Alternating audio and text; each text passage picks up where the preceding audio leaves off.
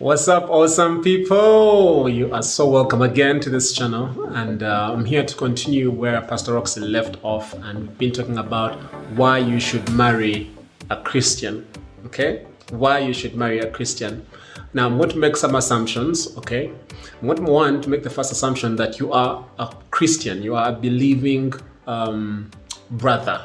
Okay, this message is for you. This is for someone who believes in Jesus Christ, okay? And also is not just a believer, but someone who wants to fulfill God's will for their life, okay? That means you want to win souls for Jesus, you want to make disciples for Jesus, you want to fulfill everything God has placed on your heart. I'm assuming that you are that guy, and this video is for you, okay? And you're probably in your dating stage, you haven't gotten married yet, and you're about to make that critical decision as which of the girls that you've been pursuing actually you're going to settle for, okay? Now, my prayer for you is that you're going to choose the Christian babe, okay? But I'm here to give you some reasons as to why you need to marry a Christian girl, just in case you may be on the edge. You're torn between Shaniqua and Sister Maria, okay? I'm here to help you with that, okay? Now, I know that there's been a lot of emphasis put on women, the need for women to marry a Christian guy because the man is the head of the home, etc. And that's very true, and it's very important. But today I also want to highlight to also put emphasis to the men as to why you need to get married to a Christian lady. Now, I am Paul, and I'm a pastor. I'm married to a Christian babe. Okay, I've dated before I got married, or before I found my beautiful wife Roxy, I found her at university. I've dated some non-believers, okay? But I didn't marry them, yeah? So it's been about 10 years now. We're going to be making 10 years this month, okay?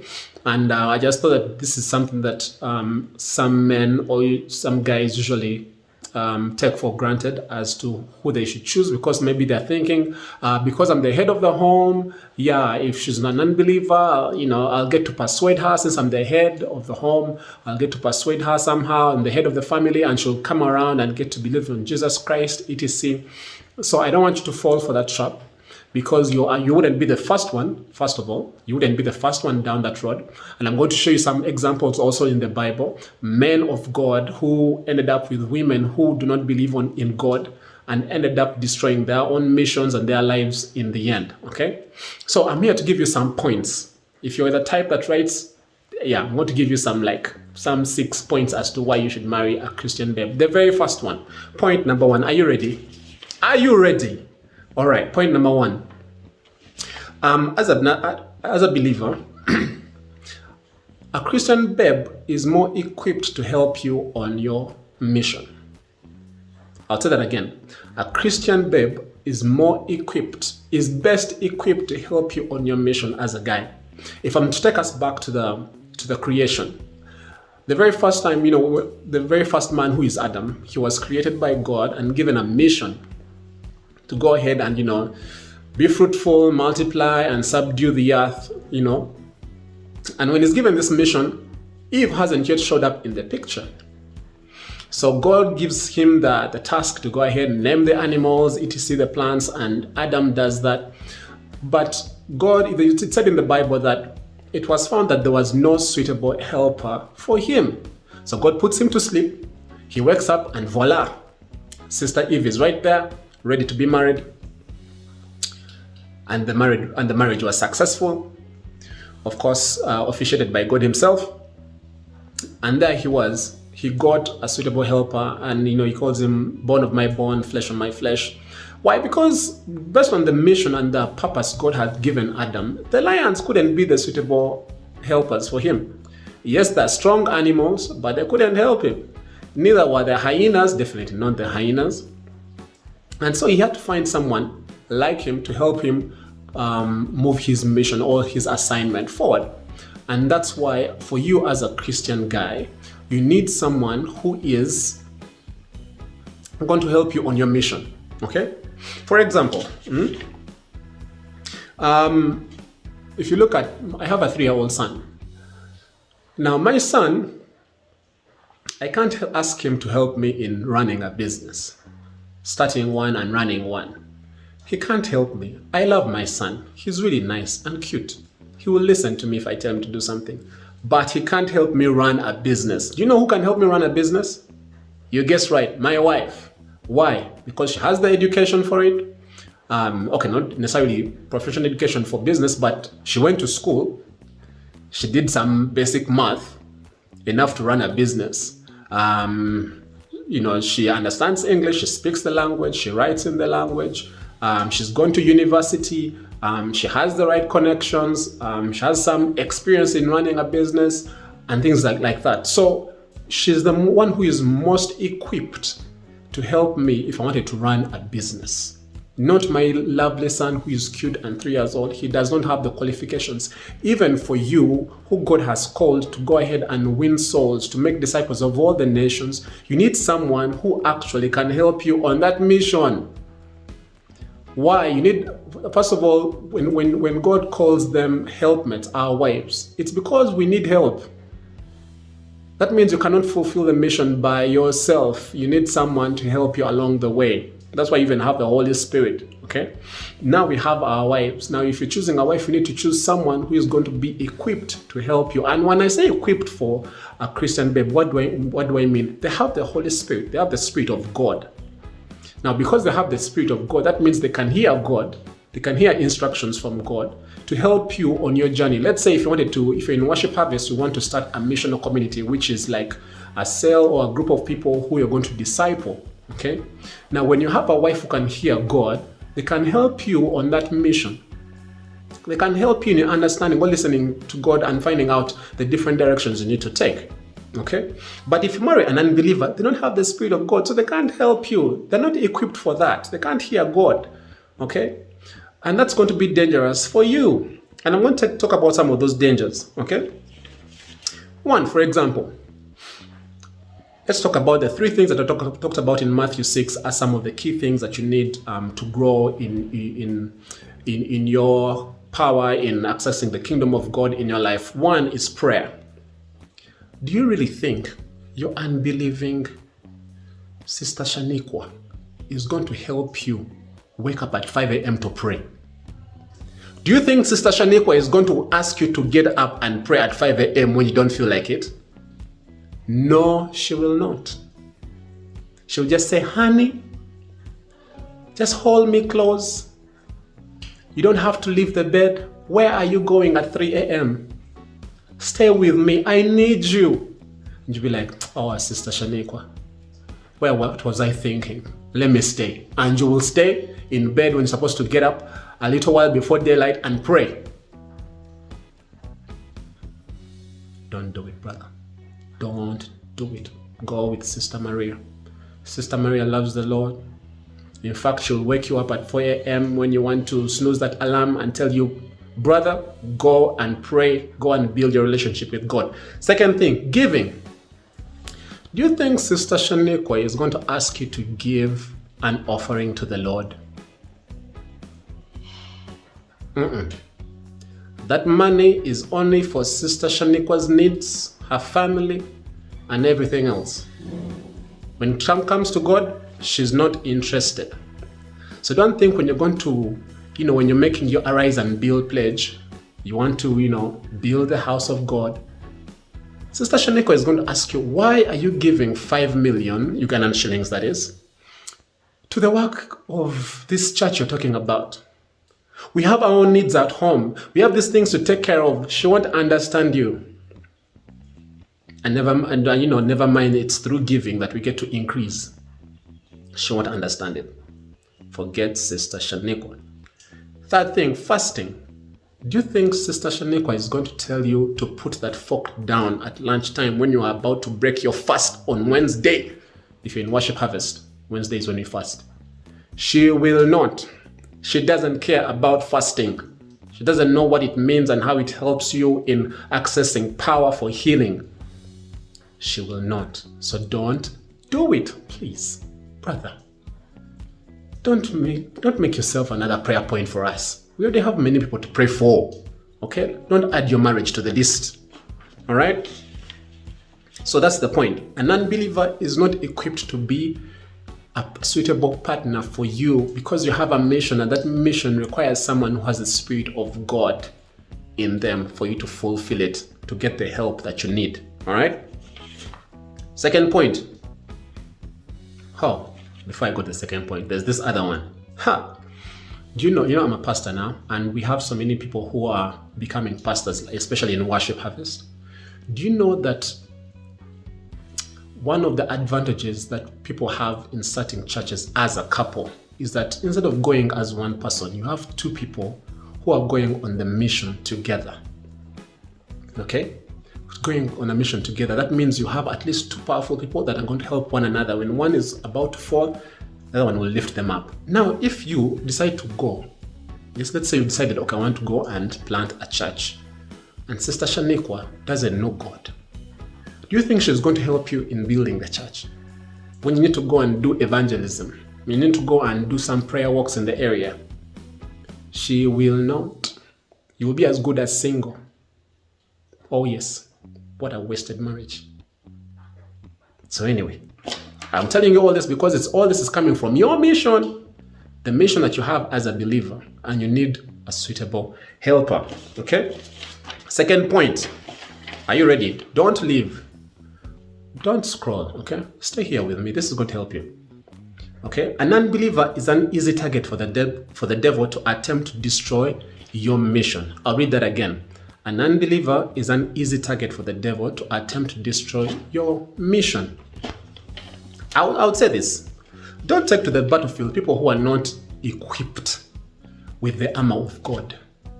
As a believer, we know that we're always going to be countering the forces of darkness as we bring the kingdom of God into different communities. Now here you are attacking your wife who doesn't have, the righteousness of God with them. And now you're taking them to a new territory where you're going to be confronting the enemy. She's a weak link to the team. She's a weak link. Don't make that mistake. Don't do it. Save her by not marrying her. Yeah. Because for you have the righteousness of God. You're seated in the heavenly places in Christ Jesus. She's not seated with you. You're there alone. She's down these ends with the devil, hustling it out with him. Okay? So don't do it. I would definitely not encourage you to do that. Okay? Because so the devil is going to will attempt, by all means, is going to attempt to attack your life. Okay? I mean, if you attempted to tempt Jesus, how about you? How about you? Are you greater than your master? Even you, the devil is going to try, if he hasn't already. Okay? He's going to try and derail you from your mission. He's going to try and stop you from starting that mission community, from starting that business that's going to change many lives, that's going to bring salvation to many people's homes. He's going to try and stop you. Okay? Now, one of the easiest ways that the devil, one of the easiest means that the devil uses to destroy people's lives is by attacking the things that concern them. If when you read the story of Job, the devil went for the family, the possessions, and etc. to test this guy's devotion to God.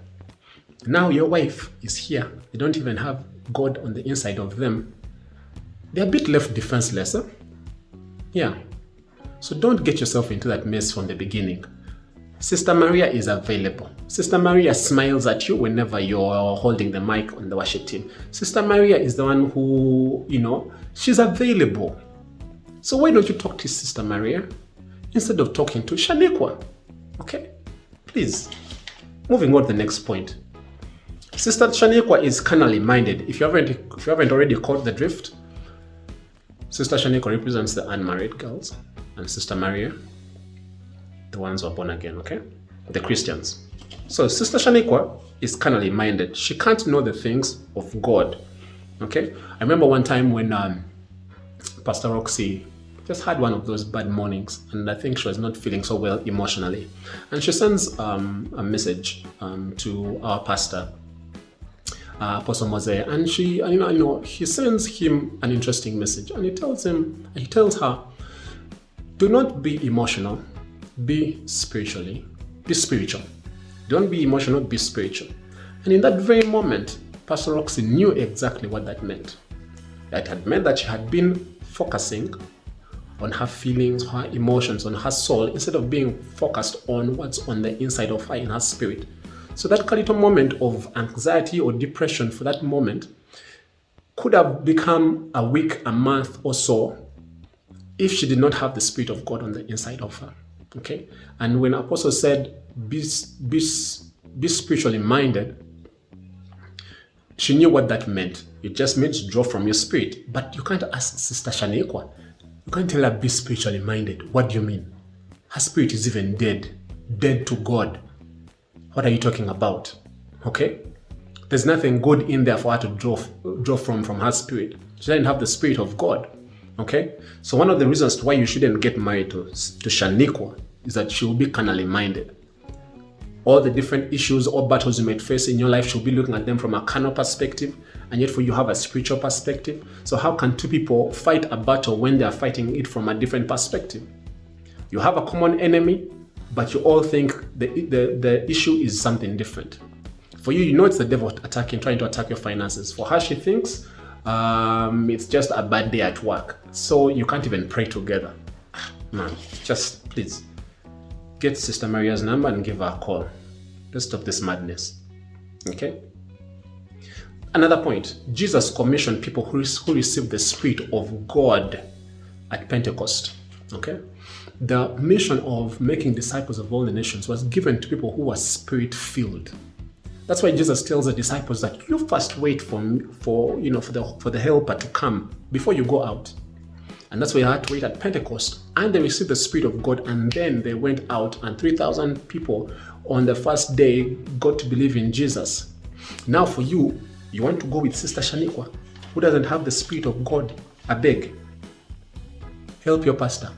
Yeah, and don't bring Sister Shaniqua for marriage counseling or for marriage preparation. Yeah, go with Sister Maria. She really loves God to make it easier for you. Again, I'm reminding you that this is on the assumption that you're a man of God. You're someone who wants to go to fulfill God's purpose in your life. If you're one of those lukewarm Christians who just, after all, I'm going to heaven. No, this is not for you. And I'm hoping that you're not that one. If you are, please change your ways, change your purpose and mission. Now, the other point, okay? Are we still together? The other point is they can take you off God's mission. Non-believing girls will take you off God's mission. Let's look at Samson, for example. Samson and Delilah. Delilah, I believe, must have been some really dope, nice-looking babe. She must have been ready to distract Samson, a strong man like that. It must have been some really dope-looking babe for him to forget for those moments that he had a mission and a purpose ordained by God for his life. Now here you are, for you don't even have Samson's hair. You're here playing around with Delilahs, with the Shaniquas of these days. They're going to take you off God's mission for your life. Oh yes, they will take you off God's mission for your life. For example, Samson was supposed to deliver the Israelites from the Philistines. But here we get to see the man is now even hanging out with the Philistines. He has now got a girlfriend among the Philistines. We all know where the story ended. With his eyes gouged out, imprisoned by the Philistines. By God's mercy, he gets his strength back, but still dies with a lot. That whole lot of them. That's not a good ending. That's not the ending we want to see for your life, by your mission that's ordained by God being curtailed because of the woman you married. And meanwhile, Samson didn't marry even Delilah. Delilah was still some hot babe he was dating. So it's not even his wife. Delilah was not a wife. Okay? Now for you, you're there playing around with Shaniqua, still dating. Your pastor has told you, do not marry a non-believer. Do not get unequally yoked to non-believers. 2 Corinthians 6:14. You're still jammed. Carry. We will pray for you. Let's go to the next one. Your loyalty and worship to God is going to be compromised if you go with an unbeliever. Yes, your loyalty and worship to God will be compromised. Let's look at the example of King Solomon. King Solomon was the wisest man ever recorded. Okay? Very, very wise man. But even him, he didn't see this coming. Wow. The man ended up with 1,000 women. I don't even know what that, my wife was asking me, what does 1,000 women look like? Like he was married to 700 wives, had 700 wives, 300 concubines or porcupines, concubines. Now, what do you do with 1,000 of them? Already just one wife is some work. Now just imagine 10. Just imagine 10. Let's first forget 1,000. Just 10. How do you live and manage relationships with 10 women? It's a hard one. Now he had 700 wives and 300 concubines. What do you think was going to end up? What's going to happen? Many of these were not even Israelites. So what happened is that these women brought other gods with them. And it's quite interesting that Solomon even built shrines for these women's gods. What?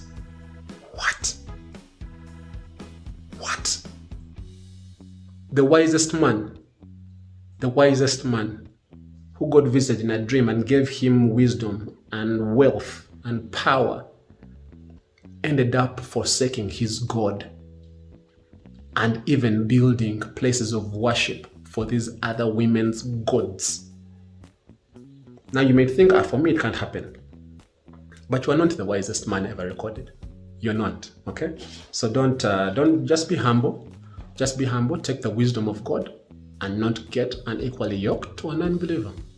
Yeah. Because what's going to happen is that you're going to end up being that guy who we all knew used to go to church on Sunday, was leading a discipleship group on some day in the week, used to do evangelism, etc. But ever since you met Sister Shanekwa, now you no longer pray on Sunday. We only see you once a month. Why? Because Sister Shanekwa told you on Sunday she wants to go to the goat races. Yeah, and she wants you to come along so that she can show you off to her girlfriends. Yeah, on Sunday that's when she wants to go to the salon. On Sunday that's when she wants to wash her clothes, stay in and watch a movie. Come on, babe, let's stay home. Let's order in, have our big breakfast, on Sunday. Let me tell you, you think you're powerful, eh? Let me tell you, women are powerful. Oh yes. Wars have been fought because of women. Because of women. Let me tell you, she can subdue you. Yeah. You're the one who has the Spirit of God. Yes, your wife can. Yeah, she can control you. She can. If the wisest king was controlled by women, don't excuse yourself, okay? So just do us a favor and stay loyal to God by ensuring that the person who is closest to your teammate for life is one who also honors God. Otherwise, you're going to end up worshiping different things, okay? Because, the Bible tells us in Matthew 6, I think 6:24, okay? That you cannot serve two masters. Either you will be loyal to one and despise the other, or you'll hate one and love the other, okay? So even here, once you have someone who doesn't believe in God, there's someone else they're going to follow. There's someone else they're going to be listening to. There's another spirit they're going to be more tuned to than the Spirit of God, okay? So don't do yourself a favor and don't end up with Sister Shanekwa. Just go for Sister Maria. All the Marias in the house, you can send greetings. Those ones that believe in Jesus. Oh yes. And then lastly, this will have generational consequences on your life. Yeah. Solomon's kingdom was divided into two. Actually, the only reason as to why God spared Solomon, after doing that whole mess of ending up with bringing other gods into the whole picture, never mind that there will be no other God except one as the first commandment, it was because of David.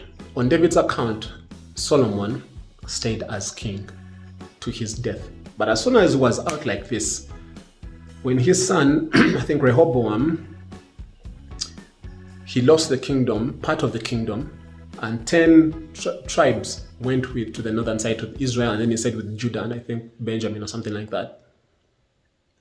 That his decision on who he ended up with, that kingdom did not split because, I don't know, Solomon did something different other than, or everything stemming from who he married, the women he brought into his life that brought other gods.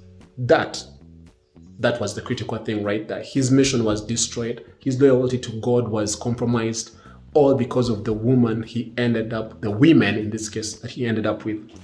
So do yourself a favor and save your generation from the mess that could come into your life or into your way because of the one person that you seem to like so much. And the funny thing is that you can like this babe and you have all these goozy feelings and butterflies at the beginning. But once you get married and you realize that, okay, even the girl that I thought I was marrying is not the one, you can't realize that you made up a mess. And let me tell you, when you get married, you're not getting divorced. That option is not there.